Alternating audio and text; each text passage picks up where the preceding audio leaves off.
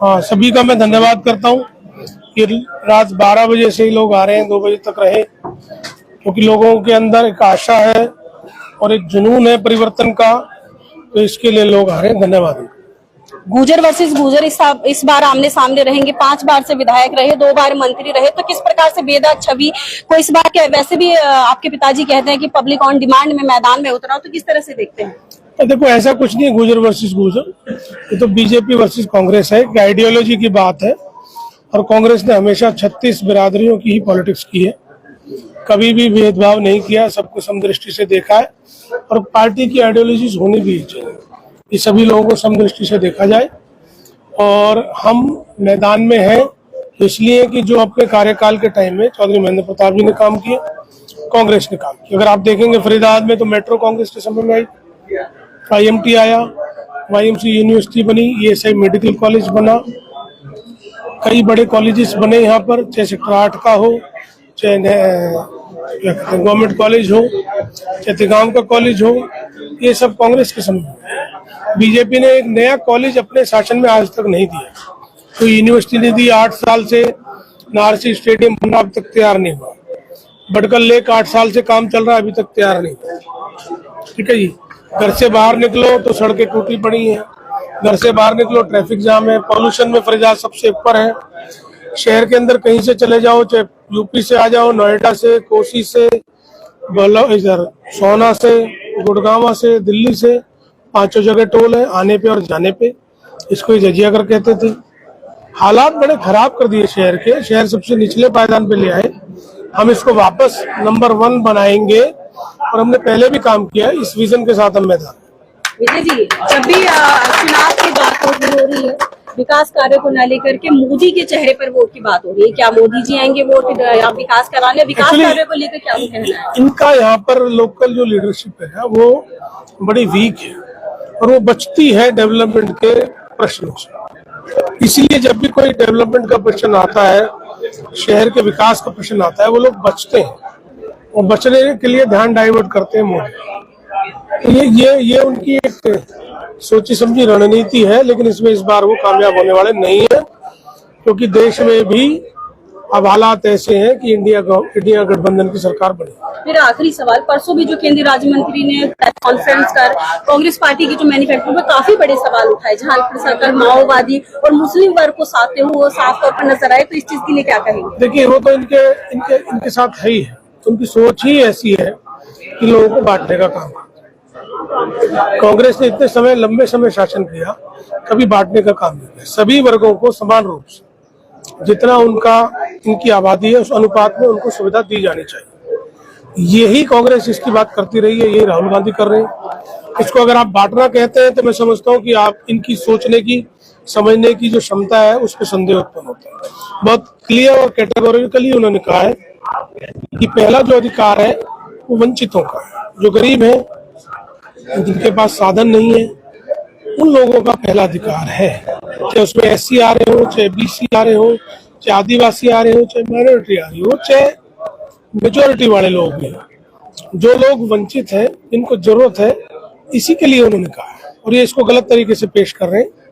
और कांग्रेस के शासन में ही हिंदुस्तान दुनिया की 10 शक्तियों में शुमार हुआ, इकोनॉमी जो है दुनिया की 5 सैन्य शक्तियों में शुमार हुआ, और आज हमारा देश विश्व मानचित्र पर बहुत आदर के साथ है। तो ये एक दिन का काम नहीं, ग्रेजुअली हम अपने बड़े बुजुर्गों के एहसानों को भूल जाए, ऐसा नहीं। अब मैं अपने दादा परदादा को भूल जाऊं, मैं कहने लगूं जी मेरे दादा ने तो 1 मंजिल का मकान दिया था, मैंने 6 मंजिल बना दी, तब 1 मंजिल ही होते थे। अब आबादी बढ़ गई तो कई मंजिल बनाने पड़ गए। पहले मैनुअल काम होता था, मशीनरी से काम होता है।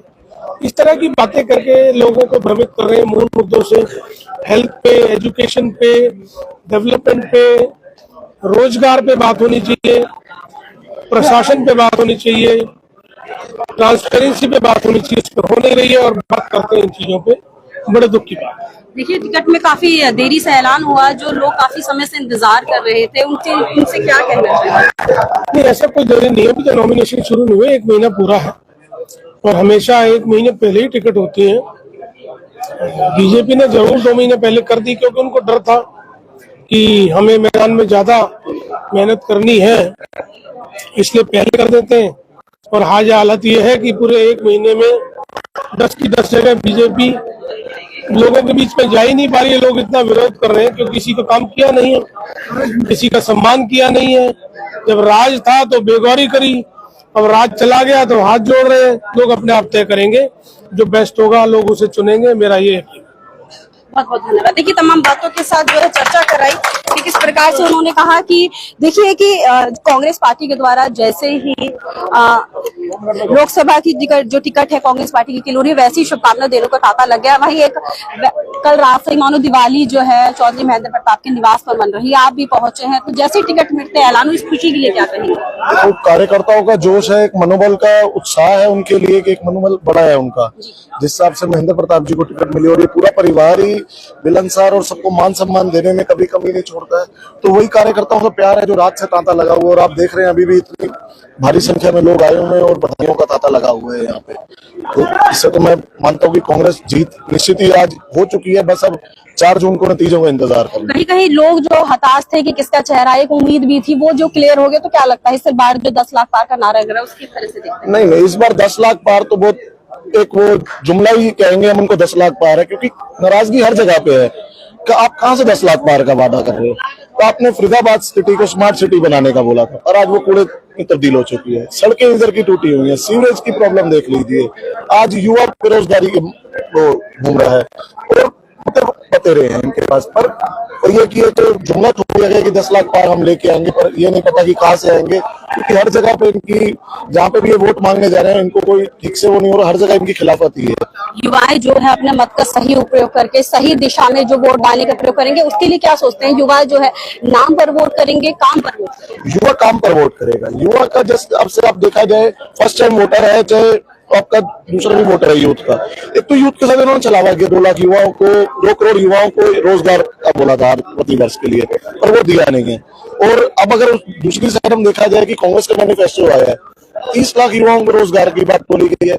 साथ साथ जो स्टूडेंट्स ने, यूथ ने एजुकेशन लोन लिए थे, उसको वेव ऑफ करने की बात कांग्रेस ने कही है। तो फर्स्ट टाइम वोटर जो है, जो आज जाता है कि आगे उसको नौकरी नहीं मिल रही, तो वो उसको क्या करना पड़ा, एक डिग्री होल्डर है बीटेक का, मैं एक एग्जांपल के तौर पे आपको, वो 10 से 15 हजार रुपए की नौकरी ढूंढ रहा है और उसको लोन चुकाने के लिए 10-15 हजार रुपए की नौकरी करनी पड़ रही है।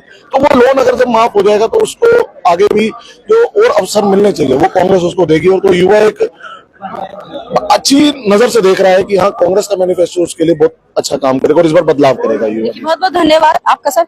देखिए तमाम बातों से चर्चा कराई, युवाओं की सोच से भी चर्चा करवाई कि किस प्रकार से जो है इस बार मन बना चुके हैं। देखिए कांग्रेस पार्टी के द्वारा जैसे ही लोकसभा प्रत्याशी जो है उनका ऐलान हुआ, वैसे ही देखिए कि उनमें से एक फरीदाबाद में लोकसभा प्रत्याशी चौधरी महेंद्र प्रताप ही रहे। और देखिए वो जैसे ही उन्हें टिकट का ऐलान हुआ, वैसे ही देखिए यहाँ पर खुशी का जो माहौल है वो देखिए हुक्का गड़गड़ाया जा रहा है। यहाँ पर उन्हें शुभकामनाएं देने के लिए पहुंचे हैं। तमाम बात पर चर्चा कर लेते हैं कि इस बार क्या सोच के साथ जो है अपने मत का उपयोग करेंगे। क्या नाम है सर आपका? मेरा नाम फिरोज ओसवाल है। ओसवाल जी आज महेंद्र प्रताप जी के निवास पर पहुंचे, जैसे ही टिकट मिली यहाँ पर फरीदाबाद में देखिए शुभकामनाएं देने के लिए लोग व्यक्ति तो रहा है।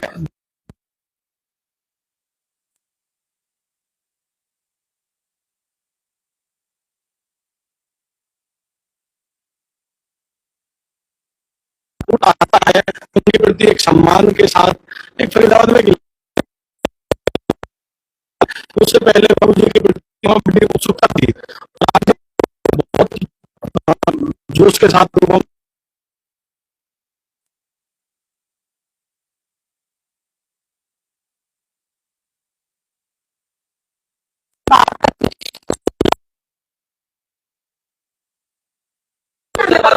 मास्टर खट्टा आज उनका बिल्कुल शफीक है हमारे चौधरी महेंद्र प्रताप। और जैसे जनता का माहौल है और लेंगे बड़ी अच्छी वोट, हाँ जी अच्छी वोट सर हुक्का उड़ा रहे हैं, मत का भी प्रयोग करेंगे, किस तरह से देखते हैं? नाम क्या है आपका? रविंद्र। जैसे टिकट का ऐलान हुआ खुशी के लिए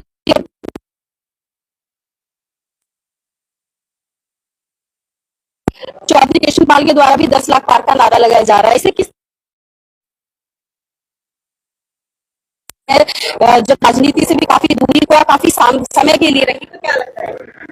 वो अपनी कांग्रेस ही आएगी। कांग्रेस ही आएगी। देखिए काफी बुजुर्ग यहाँ बैठे हुए हैं,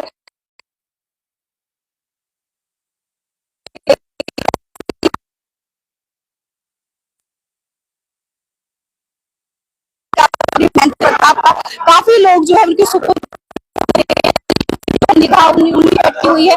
जैसे ही वो आएंगे, देखिए जैसे ही टिकट का ऐलान हुआ वैसे ही देखिए फरीदाबाद में देखिए खुशी की लहर होगी, क्योंकि देखिए दो बार मंत्री रहे और 5 बार विधायक रहे और बेदाग छवि के रहे हैं, और काफी, और देखिए राजनीति की जो माहौल है उससे काफी समय के लिए दूर भी रहे। लेकिन अब देखना होगा कि जो जनता है किस तरह से चुनती है, और चौधरी महेंद्र प्रताप जो चुनावी राजनीति माहौल की अच्छी खासी समझ रखते हैं, किस प्रकार से मैदान पे इस समय देखिए कि कांग्रेस जो गुर्जर वर्सेस गुर्जर आमने सामने रहेंगे, किस प्रकार से उन्हें टक्कर देने का काम करेंगे। ऐसी खबरों के साथ बने रहिए। नमस्कार।